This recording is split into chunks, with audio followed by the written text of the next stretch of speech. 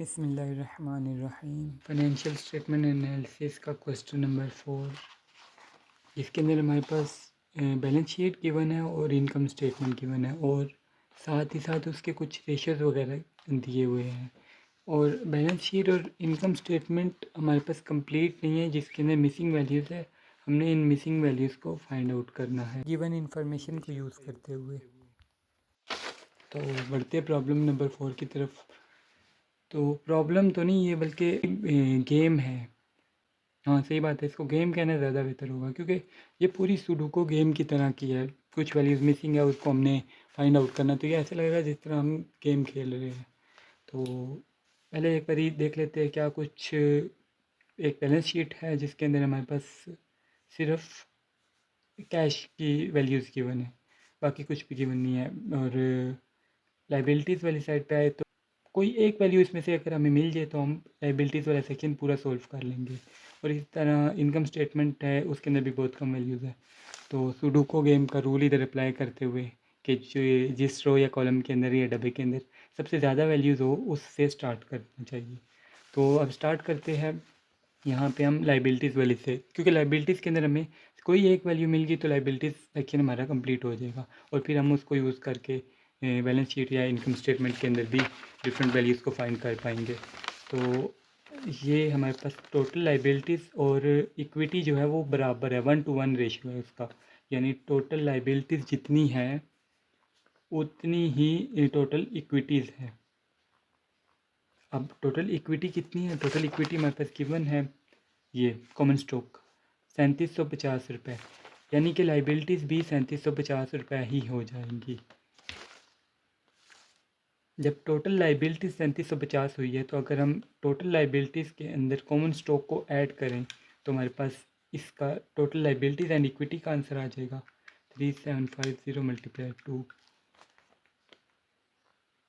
7500। इस रेशियो को हमने इस्तेमाल किया, इससे पता चला इक्विटी और लाइबिलिटीज़ बराबर है। तो आपको पता है कि लाइबिलिटी जो ये वाली चीज़ है इसके ना लाइबिलिटी और इक्विटी आ रही है। इक्विटी पता है हमें, लाइबिलिटीज़ भी अब पता चल गई, तो हमने उन दोनों को ऐड किया तो आंसर आ गया हमारे पास।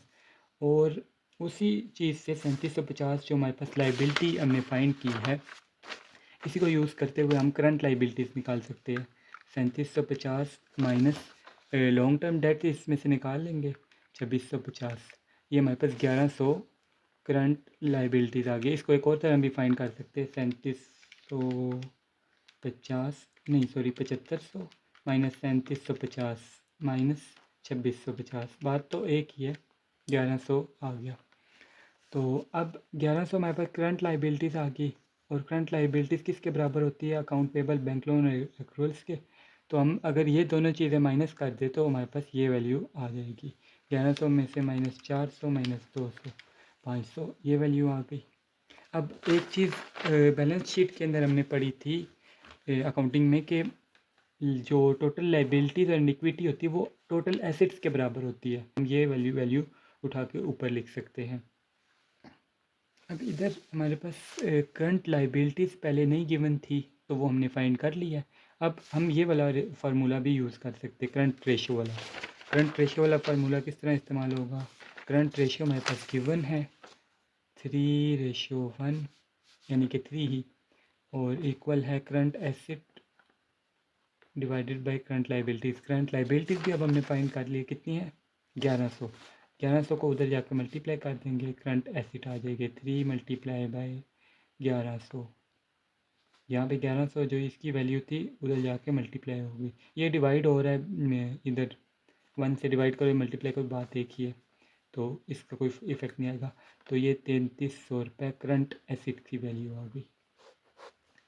करंट एसेट्स यहाँ पे 3300 आ गया। अब अगर हमें इन्वेंट्री या फिर अकाउंट रिसीवेबल में से कोई एक चीज़ पता चल गई तो हम दूसरी ऑटोमेटिकली फाइंड कर लेंगे। और नेट फिक्स एसेट भी अभी निकाल सकते हैं हम कि हमें करंट एसेट का पता है। टोटल एसेट किसके बराबर होते हैं? करंट एसेट के बराबर और नेट फिक्स एसेट के बराबर होते हैं। तो 7500 माइनस 3300 4200, 4200 नेट फिक्स एसेट आ गए। अब हमने इन्वेंट्री या रिसीवेबल, अकाउंट रिसीवेबल, इन दोनों में से कोई चीज़ फाइंड करनी है। तो इन्वेंट्री टर्नओवर से चेक करते हैं, इन्वेंट्री टर्नओवर का फॉर्मूला लिखते हैं, उससे फाइंड हो जाएगी, नहीं तो कोई और किसी और फॉर्मूले की तरफ चले जाएंगे। Inventory turnover is equal cost of goods sold और नीचे आ जाएगा इन्वेंट्री। अच्छा, हमें CGS भी नहीं पता और इन्वेंट्री भी नहीं पता, तो इस फार्मूले को हम CGS फाइंड करने के लिए रख लेंगे। इन्वेंट्री किसी और तरीके से या CGS किसी और तरीके से फाइंड हुआ तो इन्वेंट्री से फाइंड कर लेंगे। अच्छा, नेट प्रॉफिट मार्जिन का भी फार्मूला गिवन है, इसको भी इस्तेमाल किया जा सकता है।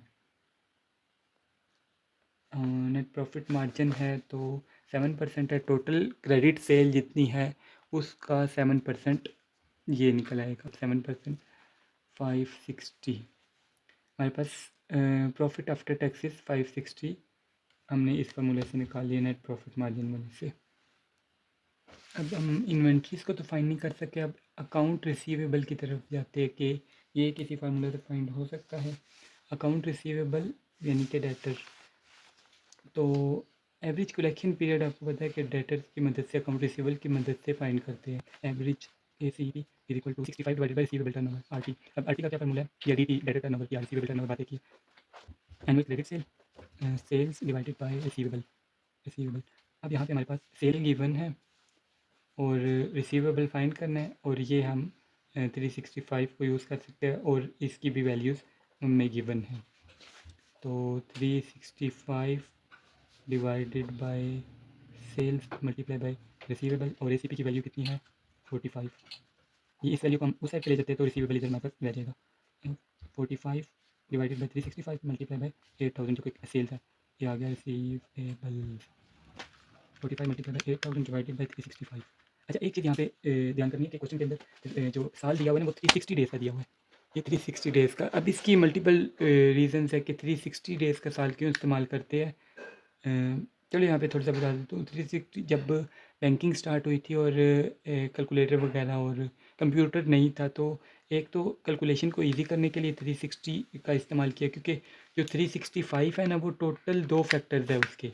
365 के एक तो 7 है और वो 5 है और एक 73 है, जबकि 360 के बहुत सारे फैक्टर है, तकरीबन 15 से 20 के दरमियान इसके फैक्टर्स निकल आते। तो मैनुअल हाथ से जब कैलकुलेशन करनी होती थी तो 360 डेज़ में आसानी होती थी। और एक इसके अंदर ये भी बेनिफिट मिलता है था बैंक्स को कि जो कर्ज़ा देने वाला होता है ना उसको इंटरेस्ट रेट के अंदर माइनस है, इसके अंदर फ़र्क मिलता है, यानी उसको बेनिफिट मिलता है। तो अगर बैंक कर्ज़ा दे रहा है तो उसको इंटरेस्ट थोड़ा सा ज़्यादा मिलेगा, यानी अगर 10% है ना तो पर डे उसको थोड़ा ज़्यादा इंटरेस्ट मिलेगा। इसकी भी एक कैलकुलेशन है, खैर अभी वो हमारा टॉपिक नहीं है तो उस तरफ नहीं जाते। तो यहाँ पे हम 360 ही रखेंगे। 45 multiply by 8000 divided by 360 1000। Account receivable आ गया हमारे पास 1000, इसकी वैल्यू इंटर कर देते हैं।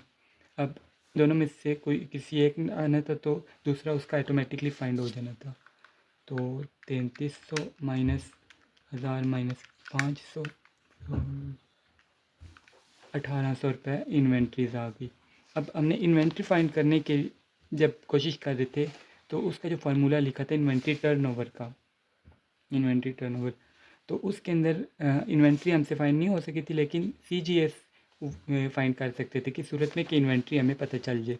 इन्वेंट्री टर्नओवर तो हमें पता है कि 3 है, इधर लिख लेते हैं इन्वेंट्री टर्नओवर 3, और CGS हम फाइंड करेंगे। और इन्वेंट्री कितनी हुई है 1800 की, 1800 इधर डिवाइड और तो उधर आकर मल्टीप्लाई हो जाएगा, 1800 मल्टीप्लाई बाई 3, तो CGS आ गया 5400। CGS 5400। इसके लिए आपको तमाम फार्मूले वगैरह याद होने चाहिए और पता हो कि बेसिक्स बैलेंस शीट और इनकम स्टेटमेंट तो पता हो, तब ये आसानी से क्वेश्चन सॉल्व हो जाएगा। 8000 माइनस 5400 किया तो ग्रोस प्रॉफिट आ गई 2600 रुपये। अच्छा, इस प्रॉफिट आफ्टर टैक्स जो हमने पहले फाइंड किया था इसकी मदद से हम बआसानी प्रॉफिट बिफोर टैक्स फाइंड कर सकते हैं, क्योंकि टैक्स रेट इधर गिवन है। तो जैसे हम छोटे होते अपनी परसेंटेज फाइंड करते थे, percentage is equal obtain marks, जैसे हम पेपर वगैरह के फाइंड करते थे, डिवाइड बाई टोटल और मल्टीप्लाई बाई 100। इसी फार्मूला की मदद से हम इसकी वैल्यू फाइंड कर सकते हैं प्रॉफिट इन दोनों की मिलके। तो 44% टैक्स लगा है, यानी ये जो वैल्यू है जो जिसको भी हम ऑब्टेन मार्क्स कंसीडर कर रहे हैं, ये जो वैल्यू ये कितने परसेंट है 56% के 44% तो इसमें से टैक्स कट चुका है, तो 56% पीछे बचा, ये आगे इस जगह पे, और ये 56% जो है वो परसेंटेज वाली जगह पे 56 इज इक्वल 560 मल्टीप्लाई बाई 100, और जो टोटल हमने फाइंड करना है, टोटल मतलब इस टोटल का 44 पर, इस टोटल के ऊपर 44% टैक्स लगा तो 56% ये बचा। अब ये वाला टोटल हमने फाइंड करना है, तो ये उधर ले जाइए और ये 56 नीचे आ जाएगा। Total is equal 56 divide by 56 multiply by 100, 1000। तो टोटल मतलब यहाँ पे नेट प्रॉफिट बिफोर टैक्स आ गया 1000, और ये कितना आ नहीं 440। तो हमारे पास सिर्फ एक चीज़ रह गई है, सेलिंग एक्सपेंस हमने फाइंड करना है। उसके अंदर पहले थोड़ी कन्फ्यूजन हो रही थी, तो इसलिए अभी इस जगह पे नया करके लिख लिया है। अब सिर्फ हमारे पास सेलिंग एक्सपेंस रह गई है, जिसको हम बआसानी प्रॉफिट बिफोर टैक्स और इन वैल्यूज़ की मदद से फाइंड कर सकते हैं। लेकिन अगर हम इधर देखें तो हमारे पास डेप्रिसिएशन भी उन्होंने गिवन की हुई है। डेप्रिसिएशन हमें पता है कि हम ग्रॉस प्रॉफिट के अंदर से माइनस करते हैं नेट प्रॉफिट फाइंड करने के लिए, तो यहाँ पे हम ग्रॉस डेप्रिसिएशन भी इसमें से माइनस कर लेंगे। डेप्रिसिएशन कितनी 500 इसमें से माइनस की, तो अब हम इन चार वैल्यूज़ की मदद से ये पांचवी वैल्यू फाइंड करेंगे। ग्रॉस प्रॉफिट 2600 माइनस 400 माइनस 500, और ये जो 1000 इक्वल के इस साइड पे है भी इस साइड पे आ जाएगा, जो कि माइनस हो जाएगा इसमें से, और ये इधर माइनस हो रहा है, तो ये अगर इक्वल के दूसरी साइड पे जाएगा तो प्लस हो जाएगा। अगर इसको हम एक इक्वेशन की फॉर्म में लिखें तो ये 700 हमारा सेलिंग एक्सपेंस आ गया।